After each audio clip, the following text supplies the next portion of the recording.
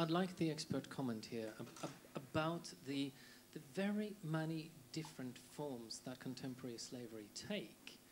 I think what we're up against here, and perhaps the most difficult kind of slavery to handle, to deal with, to come to terms with, and to get rid of, is exactly the one that takes place within families, over generations, where bonds of loyalty, not only material but also emotional, develop.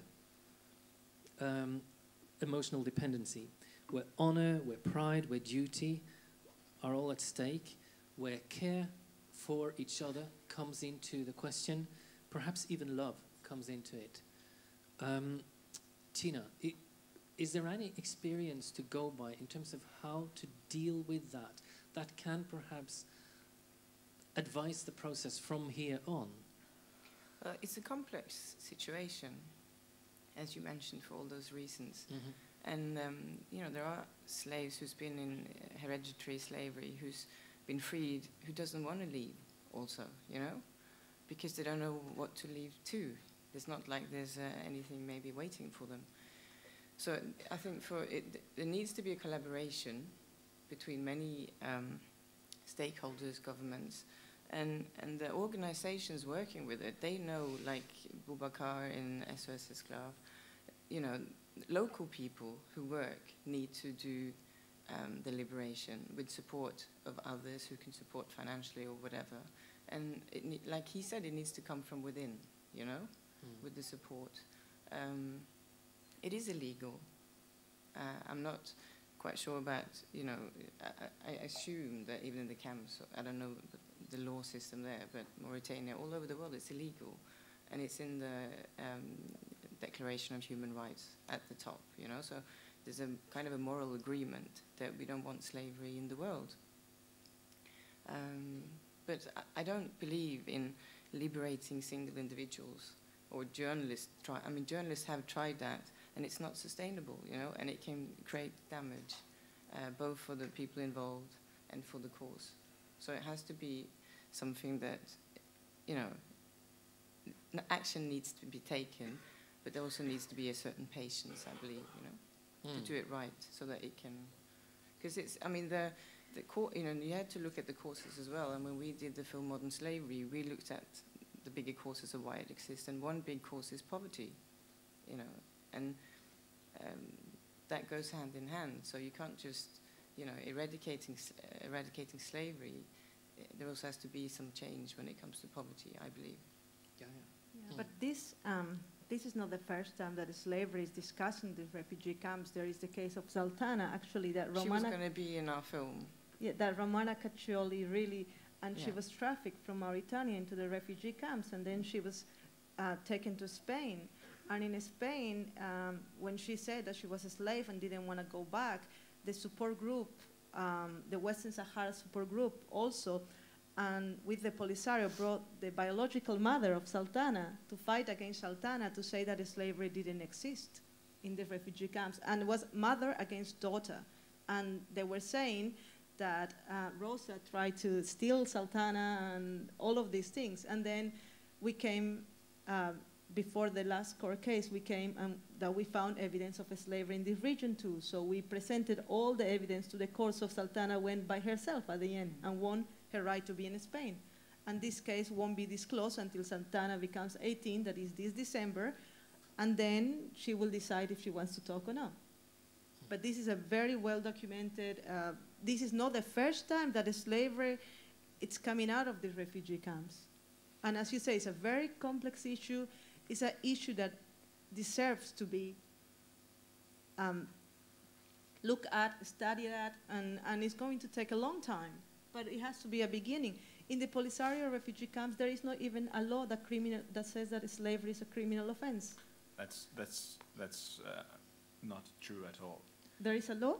Yeah, the slavery has been forbidden in Western Sahara since the revolution in 1976. There is a law that says slavery is criminal? Yeah, slavery is criminal. No, which law? Sorry, I wanted to pass the word on to No, Jørn. it's not. There is a law that says that everyone is equal regardless the race or color. But there is not slavery a law. has been forbidden in Western Sahara there since is not a law. 1976. There is not. I would like to see it because I went and I studied the that's whole code. okay. No, like you have to show me. Like I can say I went and I studied all the laws, and there is not a law in the Polisario refugee camps that says that slavery is forbidden.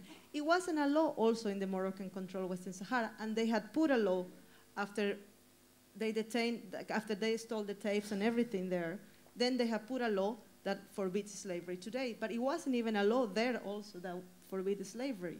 I'd say, regardless of whether there is or not, there isn't much of an excuse. But Jørn, I wanted to bring you into the debate by way of asking you to tell a bit more about what you, as a representative of the Norwegian Support Committee for Western Sahara, has done together with the Rafto Foundation, addressing this issue towards Front Polisario. I've been informed about a letter that you've written and sent, is that right? Can you tell us more about this? The Support Committee has, together with the Rafto Human Rights Foundation... Can I just quickly come into the audience, sorry, to tell what the Rafto Foundation for Human Rights is. It's a Norwegian-based human rights organization. It's at the Rafto House, the Human Rights House in Bergen. And the main thing that the Rafto Foundation for Human Rights does is once a year to award the Rafto Human Rights Award.